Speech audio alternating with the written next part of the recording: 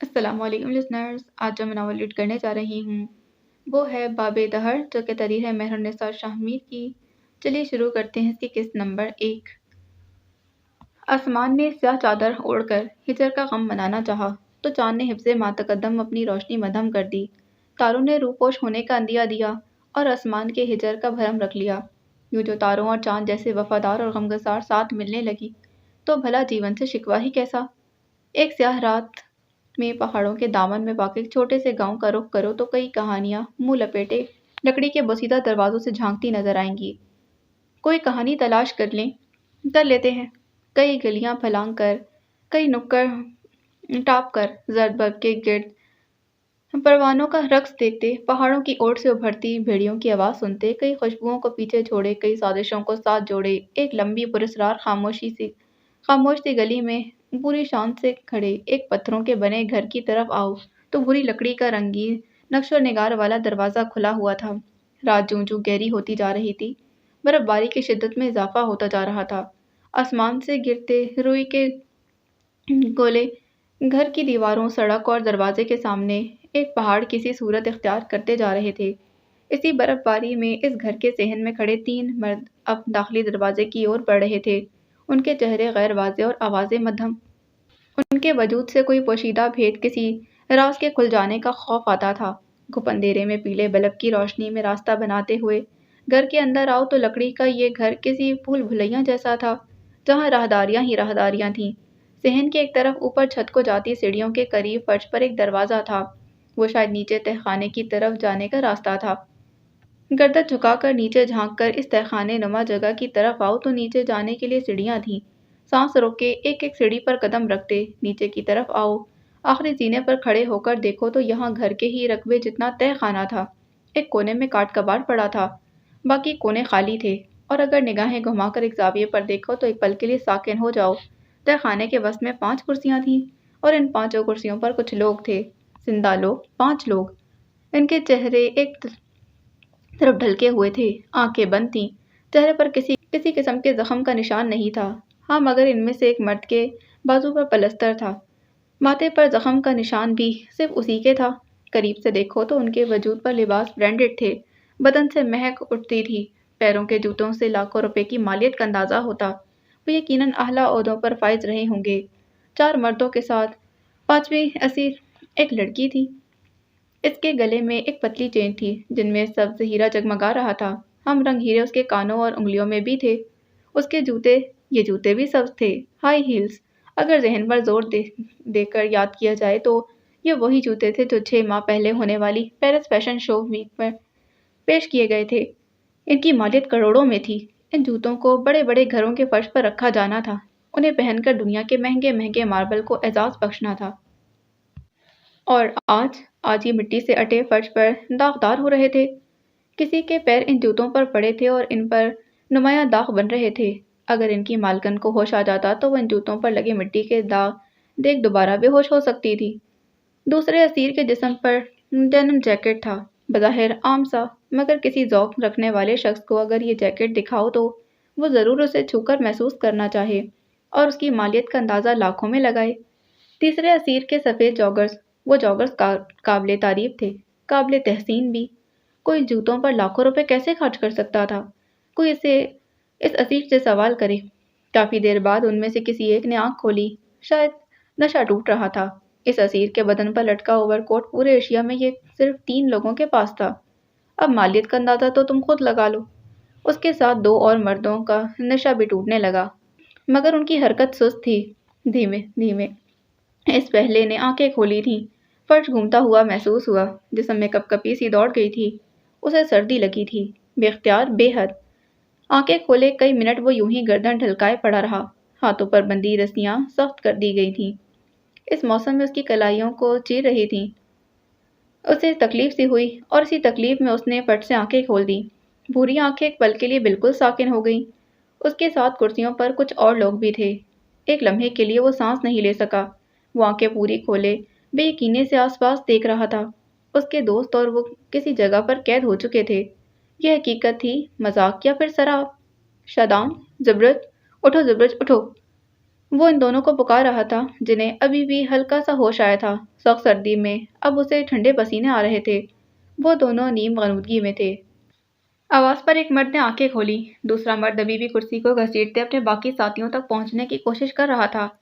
اس کے ہاتھ بندھے ہوئے تھے مگر ٹانگیں آزاد تھیں اور اب وہ انہی آزاد ٹانگوں سے اپنے ساتھی کی کرسی کو ٹھوکر مار رہا تھا۔ دوسرا اسیر بھی آنکھیں کھول چکا تھا اور اب وہ اس آس پاس دیکھ کر اس جگہ کو اور اپنے یہاں ہونے کے مقصد کو سمجھنا چاہتا تھا۔ وہ بھی اتنا ہی شوق تھا جتنا پہلا مرد۔ تیسرے نے بھی ہلکی ہلکی آنکھیں کھولیں۔ اسے اپنے ہاتھ سن ہوتے محسوس ہوئے۔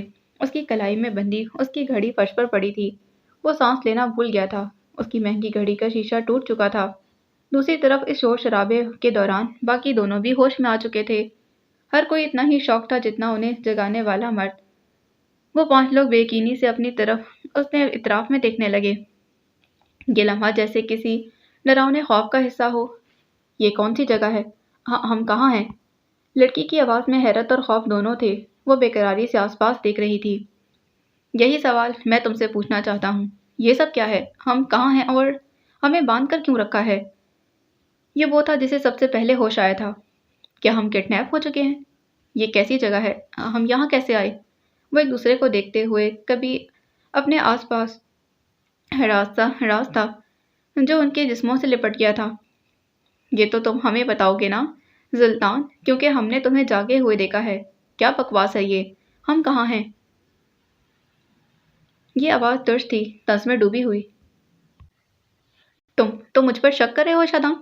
کیا معلوم یہ تمہارے کسی حریف کا کام ہو جس میں ہم خوار ہو رہے ہیں۔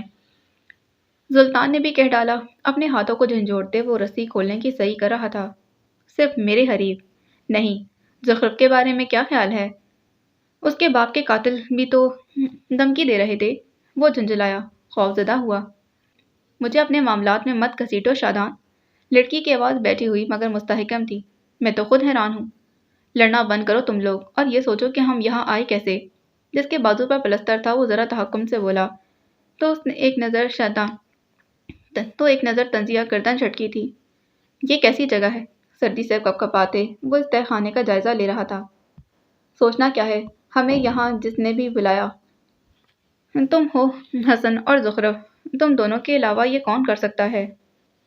کافی دیر سے خاموش بیٹھا گہری بھوری آنکھوں والا زبرج بولا تو سلطان نے کرسی کو ٹھوکر مار کر اسے نیچے گرا دیا۔ بکواس بند کرو تم اپنی۔ زخرف کو اکیلی لڑکی سمجھ کر چڑھائی مت کرو۔ تم اس کی اتنی حمایت کیوں کر رہے ہو؟ ملے ہوئے ہو کیا؟ شادان تضحیک سے بولا تھا اور اس کے بعد وہ سب آپس میں پھر پڑے تھے۔ ہاتھ بندھے ہوئے تھے مگر وہ ٹانگوں سے ایک دوسرے کی کرسیوں پر ٹھوکر مار رہے تھے، چیخ رہے تھے، ایک دوسرے کو گالیاں نکال رہے تھے۔ ان کی آواز بلند تھی، جان کے خوف سے زیادہ نفرت حاوی ہوئی۔ تمہاری وجہ سے ہوا ہے۔ یہ تمہارے دشمنوں کا کام ہے۔ تم نے ہمیں پھنسایا ہے۔ تم اپنے دوست پر شک کر رہے ہو؟ شرم آنی چاہیے تمہیں۔ تم گھٹیا، تمہاری وجہ، تمہارے دشمن تم۔ اور پھر ایک آواز آئی، گولی چلنے کی آواز، اور ان تمام قیدیوں کی زبانیں ساکت ہو گئیں، آنکھیں پھٹی کی پھٹی رہ گئیں۔ سیڑھیوں سے کوئی اتر رہا تھا۔ وہ جس کے ہاتھ میں پستول تھی، وہ وہی جس نے فائر کیا تھا۔ وہ مسرور سی چال چلتا ہوا آ رہا تھا۔ اس کا وجود اندھیرے میں تھا۔ آخری زینہ طے کرتا وہ آگے آیا اور اگلے چند پل میں وہ ان کے سامنے کھڑا تھا۔ وہ کچھ کہنے لگا مگر ابھی نہیں۔ تمہیں اس کے الفاظ سننے کے لیے تحمل سے کام لینا ہوگا کہ یہ کہانی یہاں سے شروع تو نہیں ہوتی۔ یہ تو کلائمیکس ہے۔ کہانی یہاں سے شروع نہیں ہوتی۔ 10 سال قبل لندن انگلستان کا دل خاموش پرسکون سا شہر، جہاں آئے دن میں برستا ہے، سڑکیں ہمہ بخت گیلی رہتی ہیں، جہاں رونقیں ہیں، جہاں رنگ اور خوشیاں ہیں۔ لندن کی عمارتیں اونچی اور قدیم ہیں، دوڑتی بھاگتی سرخ بسیں سرمئی سڑکوں پر نمایاں نظر آتی ہیں، تیز رفتاری سے بھاگتی میٹروپول میں تمہاری آنکھوں کو ایک جہاں سے دوسرے جہاں لے جاتی۔ چھتری تانے ارد گرد سے بے نیاز لوگ لندن کی محروبیت کا لبادہ اوڑھے گھومتے ہیں۔ شاہانہ ریسٹورانٹس اور شاپنگ مالز اس شہر کو پرتعش بناتے ہیں۔ خالی سڑکوں پر بیٹھے کبوتروں کے قول اس شہر کے قصیدے کہتے ہیں۔ لندن مغرور ہے، اکڑ اور خشک بھی۔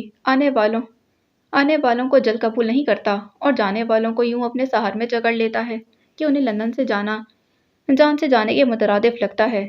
روشنیاں تو لندن کے لیے بنی ہیں، کھانے تو لندن سے شروع ہوتے ہیں، ذائقہ اس شہر کی پہچان ہے۔ ملکہ کا شہر لندن کئی کہانیاں سینے میں سموئے چپ کی چادر اوڑھے تمکنت اور حاکمیت کا سمبل ہے۔ لوگ لندن کو دنیا کہتے ہیں مگر دنیا کو لندن کہنا چاہیے۔ خزاں کے پتوں سا خشک، بہار سا ابھرا، سرما کا سفید اور گرما کا میٹھا میٹھا گرم لندن۔ زندگی میں اگر لندن نہیں دیکھا تو تم نے زندگی گزاری جی نہیں۔ شام بیت چکی تھی اور رات نے لندن پر اپنے پر پھیلا لیے۔ اندھیرا ہر سو پھیل چکا تھا۔ مصنوعی روشنیوں سے جگمگ کرتا شہر آنکھوں کو بھلا معلوم ہو رہا تھا۔ قدیم عمارتوں سے پھوٹتی زرد روشنی ناسٹیلجیا کا تاثر دیتی تھی۔ اس بہر اسٹریٹ پولس پر جلنے والی بتیاں سرمئی گیلی سڑکوں پر پولس کا عکس بناتی تھیں۔ ملکہ کی محل کی رونق رات میں مزید بڑھ گئی تھی۔ لندن کے رنگین مزاج والی شامیں کسی بار، کلب یا پھر ریسٹورانٹ میں گزارنا پسند کرتے تھے۔ ان کے برعکس کچھ خاموش طبع فطرتاً سکون کی تلاش میں بھٹکتے لوگ کسی پرسکون گوشے کی تلاش میں نکل جاتے تھے۔ لندن رات کا راجا ہے، رونقوں کا مرکز، اور یہ بہر انہی رونقوں کا تھا۔ ٹاور برج کے عین سامنے ایک شاہانہ ریسٹورانٹ ہے جہاں اس وقت زرد بتیاں جل رہی تھیں۔ ہلکی ہلکی بوندا باندی اب تھم چکی تھی۔ گیلی سڑکیں اور ہاتھوں میں کافی کے گرم مگ لیے لوگ آتے جاتے لندن کو پر رونق اور مصروف بنا رہے تھے۔ ریسٹورانٹ کی طرف آؤ تو ہال میں گول میز کے گرد رکھی کرسیوں کے اوپر خوبصورت پھولوں کی لڑیوں کا سجا بنا تھا۔ یہ میز اور ریسٹورانٹ بلندی پر تھا۔ یہاں سے ٹاور برج کا خوبصورت نظارہ دیکھنے کو ملتا۔ گرل سے باہر شہر کی روشنیاں بھی دکھتی تھیں۔ میز کی طرف آؤ تو اس کے گرد کرسی کھینچ کر ایک لڑکا بیٹھا تھا۔ سیاہ گول گلے والی شرٹ کے اوپر سیاہ جیکٹ اور سیاہی پینٹ میں ملبوس وہ اپنے جاگرز والے پیر جھلا رہا تھا۔ اس کے چہرے پر جھنجھلاہٹ تھی اور بیزاری بھی۔ آس پاس کانٹے چمچوں کا شور اس کے اعصاب پر ہتھوڑے کی طرح برس رہا تھا۔ سر، آپ کا آرڈر؟ باداب بیرے کے مہذب انداز پر وہ کاٹنے پر اس نے چہرہ اٹھا کر اوپر دیکھا۔ گندمی رنگت، سیاہ آنکھیں اور پرکشش نقوش والے لڑکے کے اندر غصے کی ایک لہر دوڑ گئی تھی اور نکالنے کو ٹارگٹ بھی مل گیا۔ ایک بار کہا ہے کہ میرے دوست آ جائیں تو آرڈر دیتا ہوں، لیکن آپ مجھے بار بار تنگ کر رہے ہیں، ہے نا؟ اس کا لہجہ دھیما تھا، صاف صاف انگریزی بولتے ہوئے علاقائی عنصر نمایاں۔ صاف لگتا تھا کوئی سندھی اردو بول رہا ہے۔ سر، معذرت مگر کیا معذرت؟ ہاں، 8:30 پر میں نے تمہیں انتظار کرنے کو کہا تھا۔ اب 8:45 پر تم دوبارہ آ گئے ہو۔ کیا میں یہاں فی گھنٹہ کے چارجز پے نہیں کر رہا؟ وہ اس کی جرح پر اتر آیا تھا۔ میں یہاں اسی لیے آیا تھا کیونکہ مجھے لگتا تھا آپ لوگ پروفیشنل ہیں، لیکن نہیں، آپ یہاں تم جا سکتے ہو۔ سیاہ جیکٹ والے لڑکے کی بات کاٹی۔ اس کے عقب میں کھڑے اسی کے ہم عمر لڑکے نے بیرے کو جانے کو کہا اور خود کرسی کھینچ کر بیٹھ گیا تھا۔ اس کا انداز کافی پرسکون تھا۔ سید شادان شاہ، مستقبل کے اینکر ہو، ہال میں پریکٹس شروع کر دی ہے۔ آنے والے لڑکے نے اسے لگامیں ڈالی۔ شادام نامی لڑکے نے صبر کے گھونٹ پیے مگر کافی کڑوے تھے۔ آئندہ وہ نہیں پینا چاہے گا۔ تم نے وقت دیکھا ہے زبرج؟ میں یہاں آدھے گھنٹے سے ان سرخ چمڑی والے انگریزوں کو دیکھ دیکھ کر تھک گیا ہوں یار۔ وہ سخت جھنجھلایا ہوا تھا۔ اس سے تو اچھا تھا کہ میں آرام سے سو جاتا۔ آخری بات اس نے زیر لب کہی۔ زبرج اس کی بات پر مسکرایا۔ حلیہ اس کا بھی شادان سے مختلف نہیں تھا مگر نقوش خوبصورت تھے۔ رنگت گوری، سرخ اور آنکھیں ہلکی گہری بھوری۔ قد کاٹ سے وہ اپنی عمر سے بڑا لگتا تھا۔ تو پھر کسی ایسے ہوٹل چلتے ہیں جہاں بھوری چمڑی والے ایشیائی ہوں۔ زبرج نے حل پیش کیا۔ شادان کو کوفت ہونے لگی۔ تمہارا جوک تمہاری طرح ٹھنڈا تھا، اس نے کہتے ہوئے کلائی پر بندھی گھڑی پر نظر ڈالی تھی۔ اب یہ سلطان کہاں رہ گیا ہے؟ شادان اکتایا۔ سلطان خود کو سلطان اور ہمیں رعایا سمجھتے ہوئے ہمیں انتظار کروانا چاہتا ہے۔ وہ مینیو کارڈ دیکھتے اب بھی پرسکون تھا۔ صاف ظاہر تھا کہ اگر سلطان رات کے 3 بجے بھی آئے تو زبرج کو فرق نہیں پڑتا۔ ہاں، بس بھوک لگ سکتی تھی۔ اپنی بکواس بند رکھو یار، پتا کرو یہ سلطان آخر ہے کہاں؟ اس کا چہرہ سرخ ہونے لگا تھا۔ اسے غصہ بہت آتا تھا۔ زبرج نے مینیو کارڈ واپس رکھا، میز پر ہاتھ رکھے آگے کو جھکا۔ سلطان وہاں ہوگا جہاں اس کی زخرف ہوگی، معنی خیری سے کہتے وہ پیچھے ہٹا۔ شادان کی بے زاری فنا ہو گئی۔ وہ کمینگی سے مسکرایا تھا۔ اندر تک شانتی اتر گئی۔ اگلے کئی پل وہ دونوں ایک دوسرے کو معنی خیزی اور ابلیسی نظروں سے دیکھتے رہے، پھر دونوں آگے ہوئے، ماتھے ٹکرائے، آنکھ ایک دوسرے کی آنکھوں میں گاڑی۔ کیا لگتا ہے آج پروپوز کرے گا سلطان؟ شادان کی شاداب سے سرگوشی۔ کیا مطلب ہے؟ سلطان کی بات کو اعتراف کی ضرورت بھی ہے۔ اس نے شاہانہ انداز میں ہاتھ چلایا تھا۔ تمہیں کیا لگتا ہے آج بھی صرف ڈنر ہوگا یا دوست کو لڑکی ملنے کی پارٹی بھی؟ شادان کا ایک اور تجسس، اگر پارٹی ہوئی تو میں اسے ابھی بلا لوں۔ زبرج کو نام نہیں لینا پڑا، اس سے ہر دوست واقف ہوتا ہے۔ وہ نہیں کہے گا یار، مر جائے گا لیکن کہے گا نہیں، کم از کم زبان سے نہیں۔ اب آنکھوں کی زبان زخرف بی بی کو کون سمجھائے؟ مایوسی سے کہتے وہ پیچھے ہوا۔ اب اس بات سے زبرج بھی اتفاق کرتا تھا۔ سلطان جب زخرف کو دیکھتا تھا اس کے پاس ساری دنیا تھم جاتی تھی۔ اس کی آنکھوں میں وہ چمک آتی جس کا مقابلہ کوئی چمک نہیں کر سکتی تھی۔ وہ دونوں انتظار کرنے لگے، مگر ہم کہانی کے دوسرے حصے کی طرف بڑھتے ہیں۔ ٹاور برج کے سامنے بنے اس ریسٹورنٹ سے باہر نکل کر گیلی سڑک پر پیر دھرتے ہوئے، ہاٹ چاکلیٹ کی خوشبو نتنوں سے ٹکراتے ہوئے، سڑکوں پارکوں میں کھڑے محبت لٹاتے جوڑوں پر نظر ڈالتے، گرلز ہاسٹل کے باہر پچھلے دروازے کی طرف آؤ تو مدھم روشنیوں کے درمیان تمہیں دو حیولے نظر آئیں گے۔ یہ ایک کشادہ سی صاف ستھری گلی تھی جس کے دونوں اطراف میں مختلف عمارتیں کھڑی تھیں۔ انہی عمارتوں میں ایک ہاسٹل کی عمارت بھی تھی، زرد رنگ کی قدیم عمارت۔ ہاسٹل کی دیوار سے لٹکی بیلوں نے دیوار کو ڈھک دیا تھا۔ انہی ڈھکی ہوئی بیلوں اور قدیم دیواروں کے ساتھ دو لوگ اپنی پشت جوڑے کھڑے تھے، سانس روکے، ہر آہٹ کو ساکن کیے۔ ہاسٹل کے اندر سے شور و غل کی آوازیں یہاں تک آتی تھیں، اندر شاید کوئی پارٹی چل رہی تھی۔ یکدم میوزک تھم گیا، شاید کھانے کا وقفہ تھا۔ اسی پل بیلوں کی اوٹ سے ایک مردانہ حیولہ باہر نکلا، آس پاس چوکنا نظر دوڑائی اور پھر دیوار کے ساتھ لگ کر کھڑے دوسرے حیولے کو باہر آنے کا اشارہ کیا۔ زنانہ حیولہ باہر آیا، وہ ننگے پیر تھی۔ مرد نے اس کی اونچی ہیل ہاتھوں میں اٹھا رکھی تھی اور اس کا بیگ گردن میں جھول رہا تھا، جیکٹ بازو پر، اور ان کے ساتھ وہ نیچے بیٹھا۔ یہاں سے روشنی اس کے چہرے پر پڑ رہی تھی، بھوری رنگت، ہلکی بھوری آنکھیں، ہلکی سی بڑی ہوئی شیو اور اٹھی ہوئی ناک۔ وہ اچھا دکھتا تھا، سوبر اور معصوم سا، حلیہ وہی جو شادان اور زبرج کا تھا۔ نیچے جھکے ہوئے اس نے شولیس کھولے اور پھر اپنے جوگر اس کے سامنے رکھ دیے۔ ذرا سے فاصلے پر گارڈز کھڑے تھے۔ اگر جو انہوں نے ہیل کی ٹک ٹک سن لی تو کیا ہوتا، وہ دونوں جانتے تھے۔ لڑکی نے اپنا حق سمجھتے ہوئے پیر جوگرز میں ڈالے، اپنے ہاتھ میں پکڑی لپسٹک اور بلش کی کٹ اسے تھمائی۔ جوتے پہن کر وہ سیدھی کھڑی ہوئی اور لمحوں کے اندر وہ دونوں چھپاک سے گلی سے باہر آ گئے تھے۔ بھاگتے بھاگتے کافی دور آ کر ایک جگہ رکے، گھٹنوں پر ہاتھ رکھے کمر جھکائے چند لمحے گہرے سانس لیے، پھر سیدھے ہوئے تھے۔ اسٹریٹ پولس کی روشنی میں لڑکی کا سراپا واضح تھا، سیاہ رنگ کا لمبا ٹخنوں کو چھوتا گاؤن پہنے، سیاہ ریشمی اور سیدھے بال بیوٹی بون کو چھوتے تھے۔ بالوں میں بھوری اسٹرکنگ کروائی گئی تھی، چہرہ گول مٹول سا تھا، گال بھرے بھرے اور وزن بھی اچھا خاصا، موٹی نہیں صحت مند ضرور تھی۔ تم چلے جاتے سلطان، میری وارڈن اگر تمہیں دیکھ لیتی تو جان لے لیتی تمہاری۔ اس نے اپنی سفید رنگ کی ہیل اس کے ہاتھ سے لیتے ہوئے کہا۔ میری جان لیتی اور تمہیں تو جیسے سونے کے تاج پہناتی، ملکہ کہہ کر۔ اس نے اب بازو پر ڈالا جیکٹ زخرف کی طرف بڑھایا تھا۔ مجھے بھلا کسی تاج کی ضرورت ہے کیا؟ میں بے تاج ملکہ۔ اس نے بے نیازی سے کندھے اچکائے، ساتھ سلطان کو تعجبی نظروں سے دیکھا۔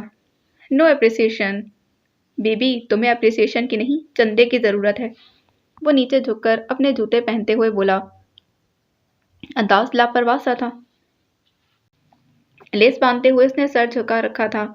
پھر کیا خیال ہے، میں مہم چلاؤں یا پھر یہ کام بھی تمہارے ڈیڈی ہی کر لیں گے؟ پٹ کھڑا ہوا، نیم اندھیرے میں کھڑا وہ دراز قد لڑکا مسکرا کر بولا، میرے ڈیڈی کو انڈر ایسٹیمیٹ مت کرنا، ورنہ میں بھول جاؤں گی کہ تم میرے کچھ لگتے بھی ہو۔ تمہیں الزائمر ہے؟ مجھے تم سے ہمدردی ہوئی، اب چندے کے لیے الفاظ بڑھانے پڑیں گے۔ وہ اسی انداز میں اس کے چہرے پر نظر جما کر بولا، آج ہمارا آخری دن ہے اور تم اس طرح کی باتیں کر رہے ہو۔ آخری دن؟ تمہیں کون سی بیماری ہے یار، بتایا کیوں نہیں؟ لڑکی نے پیر پٹکا اور آگے بڑھ گئی۔ اچھا یہ تو بتاؤ کہ مہم کا نام کیا ہوگا؟ چندہ برائے ملکہ تاج؟ میرے پیچھے مت آنا سلطان صفدر، ورنہ جہنم واصل کر دوں گی۔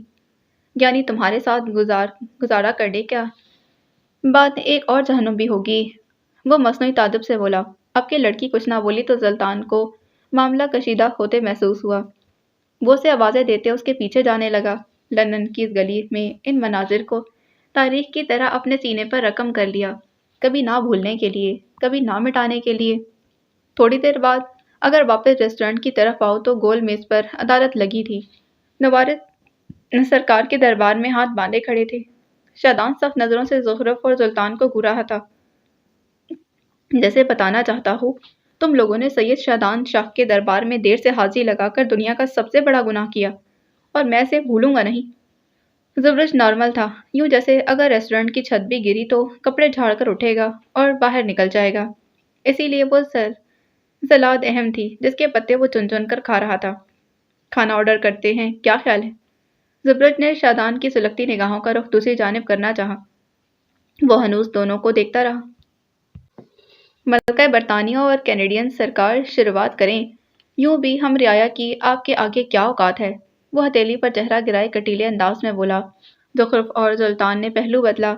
شادان گروپ کا بگڑا بچہ تھا جس کے بگڑ جانے سے ہر کوئی خوف کھاتا تھا۔ کیا خیال ہے، پھر آقا آرڈر کریں یا پھر ہم مزید انتظار کریں؟ طنز کے تیر سلطان نے ایک نظر زخرف کو دیکھا۔ دونوں نے آنکھوں ہی آنکھوں میں فیصلہ لیا، انہیں لفظوں کی ضرورت کم پڑا کرتی تھی۔ ہم دونوں کے ساتھ کوئی تیسرا بھی ہے، ایک سانس میں ایک ساتھ ہی کہا تو شادان بھویں سکیڑے پیچھے ہوا۔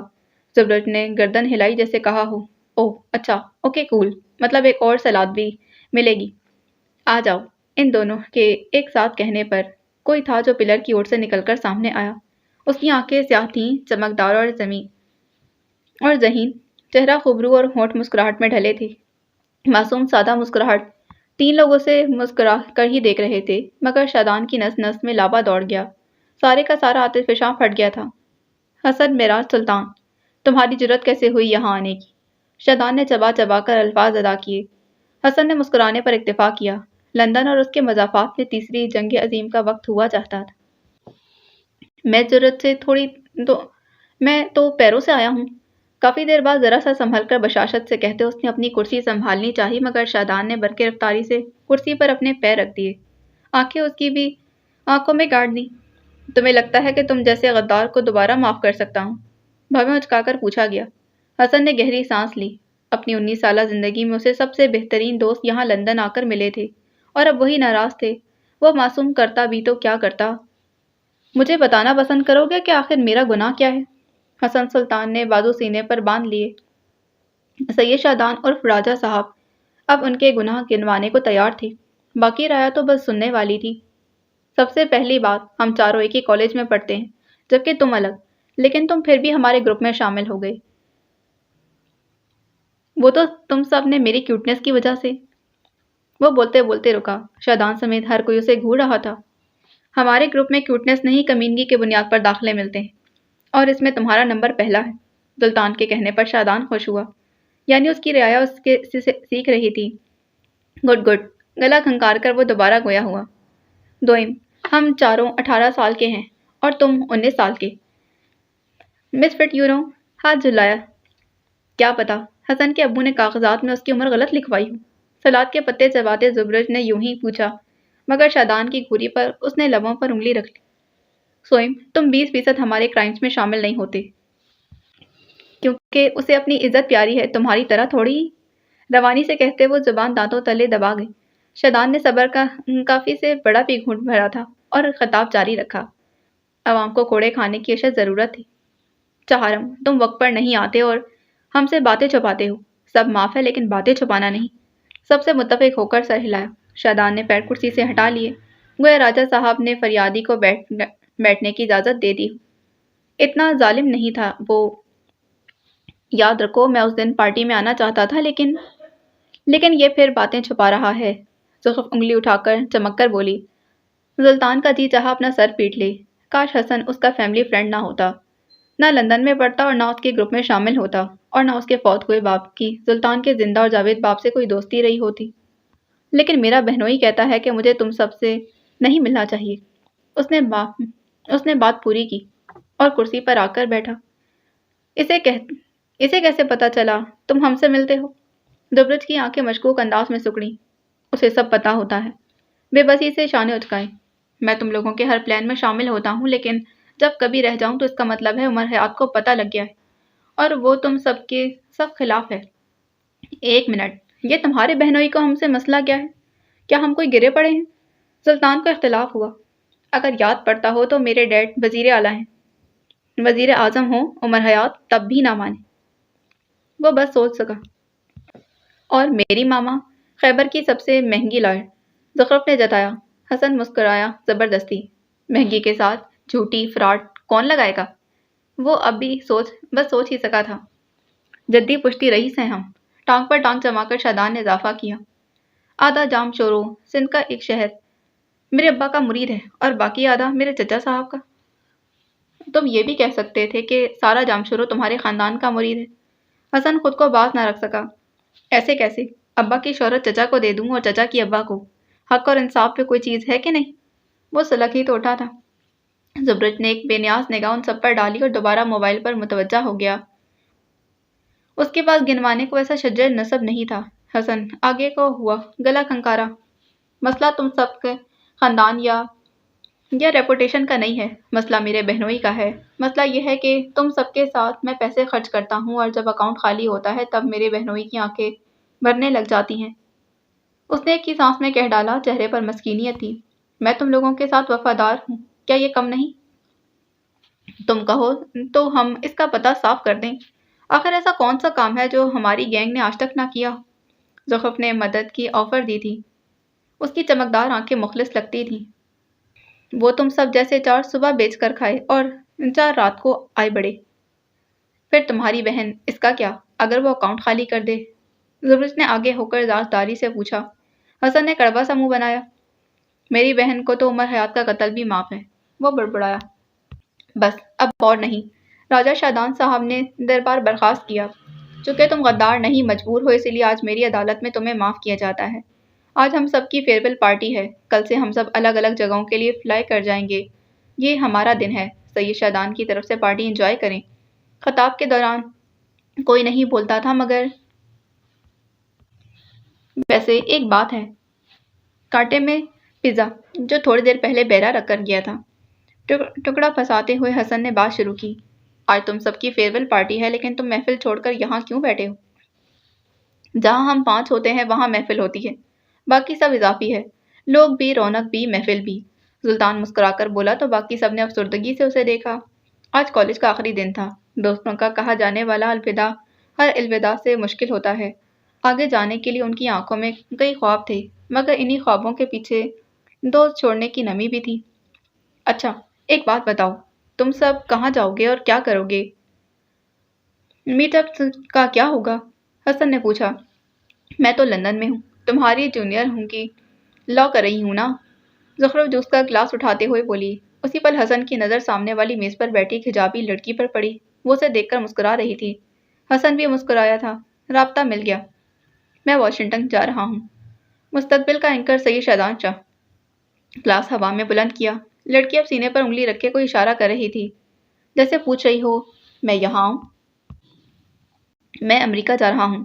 زبرج شاہ نواز مستقبل کا مایہ ناز انجینئر بنے گا۔ تیسرا گلاس بھی ہوا میں بلند ہوا۔ حسن مسکراتے اپنی جگہ سے اٹھا، ہاتھ کے اشارے سے تم وہیں رکو میں آ رہا ہوں کہا اور اس کی طرف بڑھا۔ سب نے بے یقینی سے اس غدار کو جاتے دیکھا۔ ہوا میں بلند گلاس اور نظریں سلطان پر تھیں۔ آخر اب وہ کیا کہے گا؟ ظاہر ہے وہ زخرف کے ساتھ یہیں رہے گا۔ سلطان نے سنجیدہ نظریں اٹھا کر زخرف کو دیکھا۔ شادان اور زبرج موقع کا خیال کرتے ہم ابھی آتے ہیں کہہ کر اٹھے تھے۔ بتاؤ نا سلطان، تم کیا کرو گے آگے؟ جوس کا گلاس لبوں سے لگاتے اس نے سادگی سے پوچھا۔ وہ ہنوز اسی سنجیدہ نظروں سے اسے دیکھ رہا تھا۔ دل بےحد زور سے دھڑک رہا تھا۔ اسے بھی یہیں لندن آرٹ اسکول میں رہنا تھا۔ ابا کو منع کر کے وہ یہیں رہنا چاہتا تھا۔ اگر زخرف بھی رہنا چاہے، اسے نہیں کرنی سیاست، وہ بس پینٹ کرے گا۔ تم لا کرنے کے بعد کیا کرو گی؟ اس کے بعد واپس پاکستان جاؤں گی اور پریکٹس کروں گی۔ تم بتاؤ تم۔ وہ بولتے بولتے رکی۔ فون کے بجنے کی آواز تھی۔ اس نے موبائل اٹھا کر دیکھا۔ موم کے نمبر سے وائس نوٹ تھے۔ پلے کا بٹن دبایا تو ایک نرم مگر تحکم بھری آواز ابھری۔ تم سے کہا تھا نا فرقان سے ایک بار مل لو۔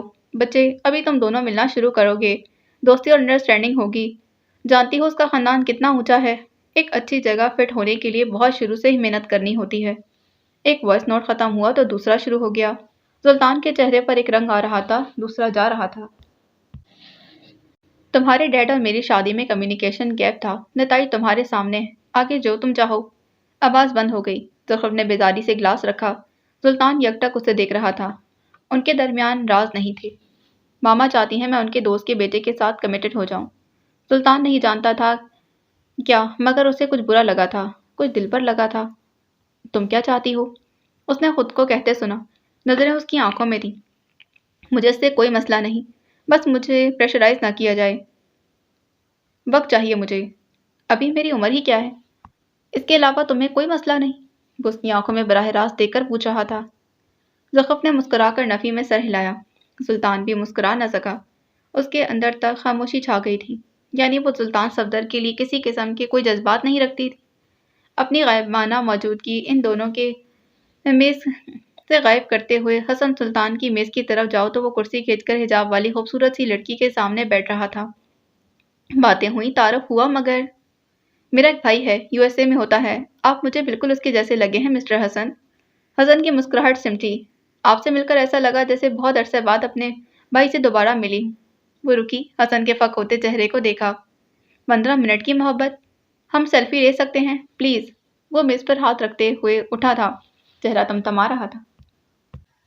بھائی جیسا ہوں بی بی، بھائی نہیں، نامحرم کے ساتھ سیلفی حرام ہے، چبا چبا کر کہتے اٹھ گیا تھا۔ لڑکی حیران سی اسے جاتے تکتی رہی۔ اپنی میز کی طرف جاتے اس کی بڑبڑاہٹ واضح تھی۔ 15 منٹ کی محبت، حق ہاں، میں امریکہ جا رہا ہوں۔ تھوڑی دیر بعد میز کے گرد بیٹھے لوگوں نے سلطان کو کہتے سنا، پڑھائی مکمل کروں گا، پھر ابا کے ساتھ سیاست میں حصہ لوں گا۔ اسے شیطان کا جی چاہا اسے 2 تھپڑ رکھ کر دے۔ زبرج نے ٹھہر کر اسے دیکھا اور حسن نے استہزائیہ مسکراہٹ اس کی طرف اچھالی۔ اس کی تو 2 سالہ محبت تھی۔ 4 لوگ اس وقت آکورڈ تھے، مگر سلطان مسکرا دیا۔ جوس کا گلاس ہوا میں بلند کیا۔ آج بس اس کے لب مسکرائے تھے۔ آج یہ الوداع صرف دوستوں سے نہیں تھا، آج وہ ملکہ کے شہر میں اپنے دل کی ملکہ سے دستبرداری دینے لگا تھا۔ ہم یہاں سے جانے کے بعد ہر سال ملیں گے، اس نے اعلان کیا۔ ہم ہر ہفتے ایک دوسرے کو کال کرتے رہیں گے۔ زخرف نے گلاس بلند کیا۔ ہم دوست بنا سکتے ہیں، مگر ہم کبھی کسی کو اہمیت نہیں دیں گے جو ایک دوسرے کو دیتے ہیں۔ شادان کا گلاس بھی بلند ہوا۔ ہمیں جب بھی کسی کا جیب خرچ بند ہو، ایک دوسرے کی مالی مدد کریں گے۔ حسن کا گلاس باقی 3 گلاسوں سے ٹکرایا۔ ہم ایک دوسرے سے وفادار رہیں گے۔ آخری گلاس زبرج کا تھا۔ لندن نے ان 5 لوگوں کو الوداع کہتے سنا اور بوندا باندی شروع ہو گئی۔ لندن غمگین تھا۔ 10 سال بعد، باب دہر کے کھلنے سے 1 ہفتہ قبل، شام 4 بجے۔ یہ ایک نجی ٹی وی کے اسٹوڈیو کا منظر ہے۔ آنکھوں کو بے تحاشا چبھتے سبز رنگ کی دیواروں والے سیٹ اپ میں کمرے کے بیچوں بیچ ایک چھوٹی سی میز اور اس کے گرد 2 کرسیاں رکھی تھیں۔ آس پاس camera man, make up artist, ماڈ بوائے، مینیجر اور باقی افراد کھڑے تھے۔ اس اسٹوڈیو میں شیشے والی دیوار کے اس پار شو لائیو کرنے کی تیاری چل رہی تھی۔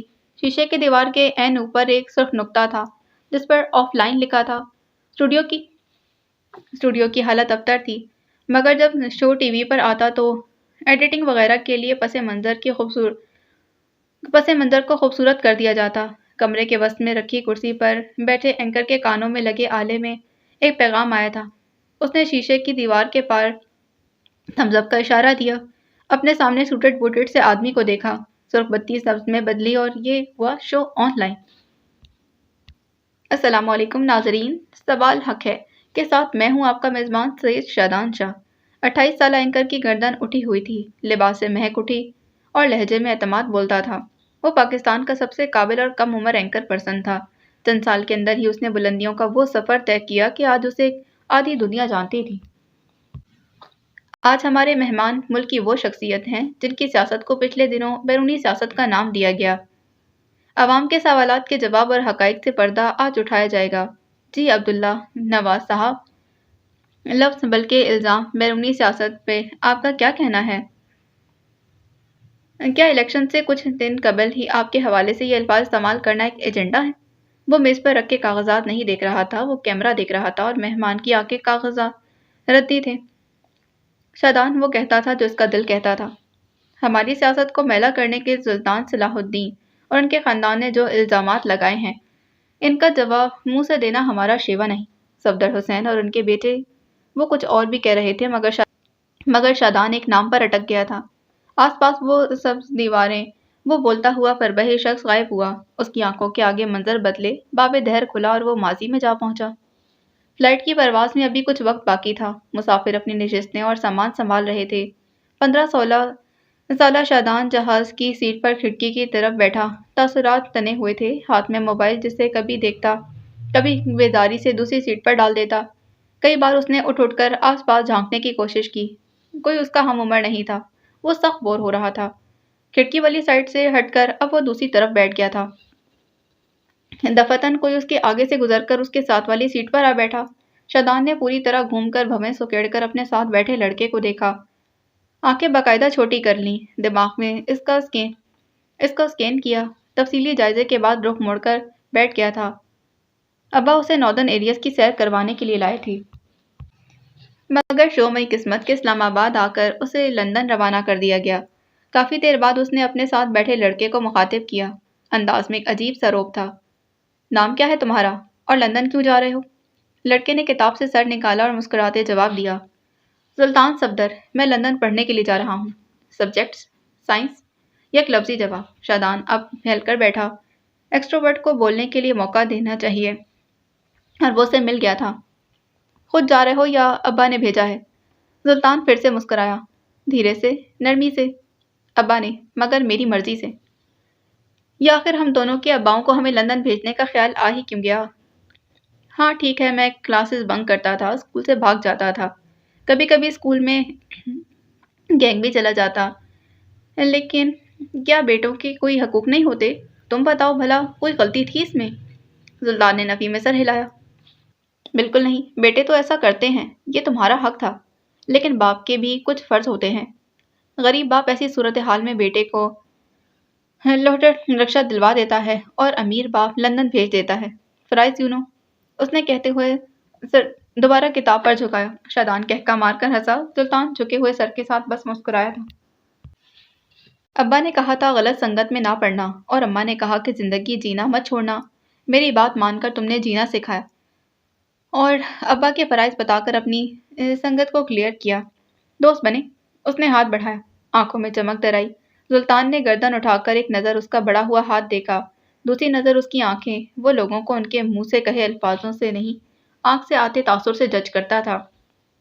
दोस्त इतना जल्दी तो नहीं बनाते, हाल बता बॉन्ड बना सकते हैं। शादान इस पर भी राजी था। लंदन का सफ़र उसकी ज़िंदगी का बेहतरीन सफ़र बनने वाला था। वो जानता था अब वो सुल्तान को इस जहाज़ में बैठे लोगों के मुतल्लिक बहुत कुछ बता रहा था। वो सुनता रहा, राय देता रहा। सही, शादान उसकी बर्दाश्त से मुतासिर होता रहा। हाल में वो इंटरव्यू ख़त्म करके गाड़ी में बैठा था। कोट पिछली सीट पर डाल रखा था और आंखें ख्वाबेदा सी लगती थीं। हाथ में पकड़े अपने मोबाइल पर कॉन्टैक्ट लिस्ट खोली तो हज़ारों लोगों के नंबर खुल गए थे। वो ओहदेदारान थे, वो अमीर थे, वो मदद करने आते थे, मगर वो दोस्त नहीं थे। शायद थे, मगर दिल पर वैसा तासुर नहीं छोड़ते थे। वो स्क्रीन पर उंगली चलाते अंग्रेजी हर्फ जेड तक गया था और ढेर सारे लोगों के दरमियान उसका नंबर निकाला। सुल्तान, उसने पहले मैसेज टाइप किया, फिर मिटा दिया। वॉइस रिकॉर्डिंग करनी चाहिए, फिर इरादा तर्क कर दिया। कॉल करने ही लगा था, मगर रुक गया। ये राब्ता तो कभी इतना मुश्किल नहीं रहा, फिर आज क्यों? आखिरी बात तो 4 माह पहले हुई थी। वो कॉल भी शादान की तरफ से थी और अब उसे ही करनी चाहिए थी। अना ने वार किया और शादान ने करने दिया था। क्या उसे करने देना चाहिए था? बाबे दहर के खुलने से एक हफ्ता कबल, इस्लामाबाद, पाकिस्तान। वक्त दोपहर के 3 बजे। कोसों दूर एक लंबे सफ़र पर निकलो तो इस्लामाबाद हाई कोर्ट के बाहर जीनों पर वकील आ रहे थे। कई मुजरिमीन, उनके चेहरे पर कपड़ा डाले पुलिस वाले उन्हें बेजारी से वापस पुलिस मोबाइल में बिठा रहे थे। कई बेजार और कई पुरुमीद चेहरा लिए कोर्ट की राहदारियों की तरफ जा रहे थे। बुकला और आम लोगों के इस हजूम में एक शनासा चेहरा भी था। सफ़ेद कमीज शलवार के ऊपर स्याह कोट पहने, बालों का नफीस सा जूड़ा बनाए जिसमें पेंसिल लटका रखी थी। पैर ऊंची हील में मुकीद थे, सुरमई आंखों में संजीदगी थी। कोर्ट की राहदारियों में चलते हुए उसके हर अंदाज से नुमाया था कि वो यहाँ इस कोर्ट में एक हैसियत रखती है। आते जाते कई वकला ने उसे सलाम किया। वो महज सर के इशारे से जवाब देती रही। अपने चैम्बर में आकर उसने कोट उतारकर कुर्सी पर फैलाया। फाइल्स के अंबार डेस्क से जरा सा हटाए। दफातन दरवाज़ा बजा था। उसने यस कहकर इजाज़त दी। कोई 25-26 बरस की लड़की थी। खुद को चादर में ढांपे चेहरे पर सोगवारियत लिए अंदर दाखिल हुई। साथ में कोई फरबही सी औरत भी थी। ज़ुखरफ ने उन दोनों को देखकर गहरी सांस ली। मैंने आपसे कहा था ना कि मैं आपका केस नहीं लड़ सकती। आपको एक बात समझ क्यों नहीं आती? उसका लहजा सख्त नहीं था, मगर अटल ज़रूर था। लड़की धीरे से उसके सामने रुकी कुर्सी पर बैठ गई आंसू उसकी आंखों से बहने लगे। ज़ुल्फ़ इन आंसुओं की मकर को जानती थी। मेरे भाई की जान आप ही बचा सकती हैं। उसे कत्ल करके झूठे मुकदमे में फंसाया गया है। आप जितने पैसे चाहेंगी हम दे देंगे। हम वो फूट फूट कर रोने लगी। उसके साथ उसकी माँ भी रो रही थी, साथ साथ हाथ जोड़े। वह बोले जा वो बोल नहीं सकती थी। मेरा भाई कातिल नहीं है, रेपिस्ट तो है ना? ज़ुहर ठंडे लहजे में बोली। लड़की ने बेयकीनी से गर्दन उठाई। उसकी माँ उससे ज़्यादा बेयकीन थी। जिस लड़के का कत्ल हुआ है, उसकी बहन का 2 माह पहले रेप हुआ था, जो कि तुम्हारे भाई ने किया। और जब विक्टिम के भाई को पता चला तो उसने केस करवाना चाहा। तब तुम्हारे भाई ने बेदर्दी से उसका कत्ल कर दिया। औरत को सांप सूंघ गया था, जबकि लड़की चढ़ दौड़ी। नेकी और परसाई का चढ़ाया हुआ मलमा एक पल में उतर गया। नेक बनने की कोशिश क्यों कर रही हो? डिफेंस लॉयर हो ना? आज तक कितने मुजरमीन को बचा सकी हो? और वो सारे के सारे क्या दूध के धुले थे? पैसे लेकर तुम अपने बाप के मुजरिम तक को छोड़ सकती हो। और एक मुजरिम और सही, पैसा तो पूरा दे। तुमसे ज्यादा पैसा है मेरे पास। ज़फ़र एकदम मुख्तलिफ इंसान बन गई। इतना कि तुम्हारे मुंह पर ठूसती जाऊंगी तो ठूसती जाऊं, यहाँ तक कि तुम्हारी सांस बंद हो जाए और तुम मर जाओ। इतना पैसा कि तुम्हारी लाश को कूड़ेदान में डाल दूं और कोई मेरे खिलाफ मुंह ना खोले। वो रुकी, शेरनी जैसी आंखें लड़की की आंखों में गाड़ी। बल्कि इतना पैसा कि तुम्हारे भाई को कई साल यूं ही जेल में सड़ा रहने दूं। पैसे की लालच ज़ुख़्रफ़ वक़ार को देना ज़ाया कर जाएगी। अब दफ़ा हो जाओ यहाँ से, वरना मज़ीद अलकाबात सुन लोगी। उसने हाथ उठाकर बेजारी से कहा, फिर नज़रों से बूढ़ी औरत को देखा। मैं आपके बेटे को बचा लेती अगर दूसरी तरफ एक पूरा खानदान तबाह ना हुआ होता। गुनाहगारों सजाओं की जगह रिहाई मिलने लगे तो दुनिया जहन्नुम बन जाए। बुरी हूँ, बेज़मीर नहीं। औरत ने सर के जख्म औरत ने सर के खम से समझ जाने का इशारा किया और रोती बिलखती बाहर निकल गई। वो दोनों चली गईं तो कोई और आ गया। उसने दरवाज़ा खटखटाया, ना इजाज़त मांगी।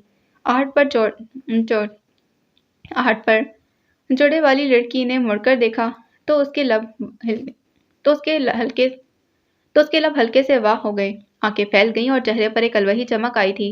वो चमक जो मुस्कुराहट में बेख्तियार थी। ज़बरदस्त तुम? ओह मेरे खुदा, तुम यहाँ?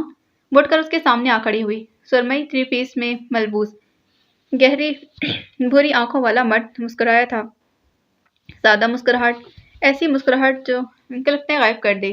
वो दोनों एक दूसरे के बराबर खड़े। एक्टिविस्ट साहब को यहाँ गवाही देने के लिए बुलाया गया है। फिर सोचा कि तुमसे मिलता जाऊं। कैसी हो? वो मुस्कुराकर बोला, फिर उसके साथ आगे बढ़ आया था। कुर्सी संभाल कर बैठा। हम 3 साल बाद मिल रहे हैं। वैसे काम कैसा जा रहा है? वो घूम कर आई, अपनी कुर्सी पर बैठी, पूरी तवज्जो से उसे देखा। ठीक जा रहा है। दुनिया से जुल्म और बर्बरियत का इलाज मुश्किल है। तुम बताओ, मुजरिमों का इलाज कैसा है? बस गुजारा हो रहा है। उसने दानिस्ता मुड़ उसने दानिस्ता मौजू बदलना चाहा। ज़बरदस्त ने भी जोर नहीं दिया। सुल्तान और हसन कैसे हैं? बात ही नहीं होती। मेरी भी नहीं होती। इट्स बीन 9 months, ज़बरदस्त ने कहा। हसन से अब भी नहीं हुई। ज़ुख़्रफ़ के सवाल पर वो थम गया था। आखिरी फ़ोन कॉल याद आई थी। वो झगड़ा याद आया।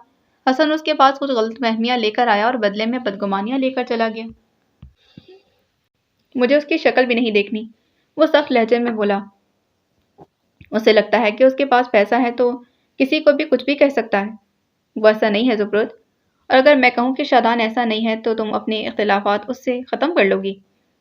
वो खामोश रही, लेकिन कुछ देर के लिए इन दोनों को समझ न आया कि अब क्या कहा जाए। इन दोनों ने गहरी सांस ली। दहर के चक्कर ने उन्हें घुमा दिया था और कई बाब खुले। आंखें उनकी आंखें दिन में ख्वाब देखने लगी थीं। कॉलेज में उनका पहला दिन था। वसी और इस रकबे पर फैली घास के गत्ते पर खड़ी कदीम और आलीशान इमारत कॉलेज आने वालों का दिल मुंह लेती थी। कॉलेज के तवील दौरे को मुलतवी किए सुनगुन लेते हुए आओ तो ग्राउंड के एक कोने में एक लड़का सर झुकाए बैठा था। उसके चेहरे पर जख्म के निशान थे। करीब से गुजरते शादान और सुल्तान उसे देखकर रुके थे। वो चेहरे से पाकिस्तानी या भारतीय लगता था। साथ छोटे छोटे बालों वाली सेहतमंद लड़की बैठी थी। उसके सुरमई आंखों में खफगी का तासुर था। मैंने तुम्हें कहा था सुब्रज, उनसे पंगा मत लो। वो 10 हैं और तुम 1। मेरा क्या है, मैं बस मामा के आने का वेट कर रही थी। फिर इन पुलिस के साथ वो होता कि दुनिया देखती। वो उसका जख्म अपने रुमाल से साफ करते डपट रही थी। उसके भरे भरे हाथ दवा लगाना तक नहीं जानते थे। शादान और सुल्तान इन दोनों को क्लास फेलो की हैसियत से जानते थे, मगर आज गैरत और जोश में आ गई। जुबरज और ज़ुखरफ के साथ वो दोनों रुक गए थे। वो जैक और उसका भाई तुम्हें भी बुली करते हैं। शादान के डायरेक्ट सवाल पर ज़ुखरफ ने गर्दन उठाकर उन्हें देखा। उसकी आंखों में शनासाई उभरी। सिर्फ मुझे ही नहीं, हर भारतीय और पाकिस्तानी को बुली करते हैं। ये तुम्हारा दोस्त जो मुंह में दही जमाकर खड़ा है सब जानता तो है। उसने उंगली उठाकर सुल्तान की तरफ इशारा किया। वो मुस्कुराया। उसे ये लड़की हमेशा से अच्छी ही लगी थी। आज वो उससे मुखातिब कर रही थी। वैसे तो बड़े बनते हो तुम दोनों, हम वतनों का कोई ख्याल भी है कि नहीं? बदला चाहिए या माफी? अब के सुल्तान की तरफ से पूछा गया। ज़ुखरफ चंद पल के लिए उसे देखते रहे। आंखें एकदम मुश्तरका रंग में चमकी, फिर यकजुबान होकर कहा, बदला। और फिर पूरे कॉलेज ने अगले दिन एक मंजर देखा। जैक और उसका ग्रुप चेहरे पर जख्म के निशान लिए हर स्टूडेंट से माफी मांग रहे थे। सुनने में आया कि रात 4 नकाबपोश आए थे। जैक और उसके साथी शराब के नशे में धुत थे। उसी पल इन चारों ने हॉकी और बल्ले मार मारकर उनका हशर बिगाड़ दिया। कॉलेज ने एक और मंजर भी देखा, जिसमें 4 लोग एक कतार में खड़े थे। अकब में कॉलेज की इमारत थी। जुबरत, सुल्तान, शादान और ज़ुखरफ बाजू सीने पर बंधे थे और आंखों में शैतानी लिए वो जैक के ग्रुप को देख रहे थे।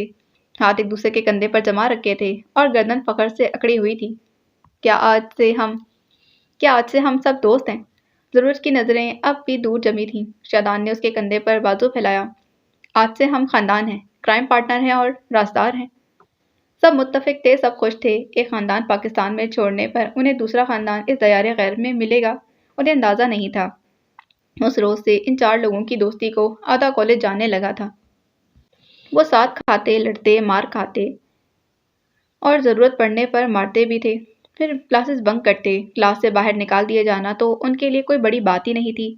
वो अजीब और खूबसूरत दौर था, मगर अफसोस के गुजर चुका था। हाल में वो दोनों खामोश बैठे थे। 5 मिनट के दौरान सब बातें हो गईं। जुबरज ने लंदन में पढ़ाई के दौरान ही शादी कर ली थी। एक बेटा था और उसकी बीवी अलहदगी चाहती थी।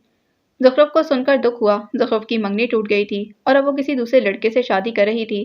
हाल अहवाल हो गया था। अब शिकवे थे जो करने चाहिए थे, मगर वो दोनों लफ्ज़ लिए बैठे रहे। काफ़ी देर तक एक ऑकवर्ड सी खामोशी रही थी। ज़ुबरज जाने को उठा तो वो उसे पुकार बैठी। कहीं मिलने का प्रोग्राम बनाएं? ज़ुबरज ठहर गया था। क्या वो मिल सकते थे? क्या उन्हें मिलना चाहिए?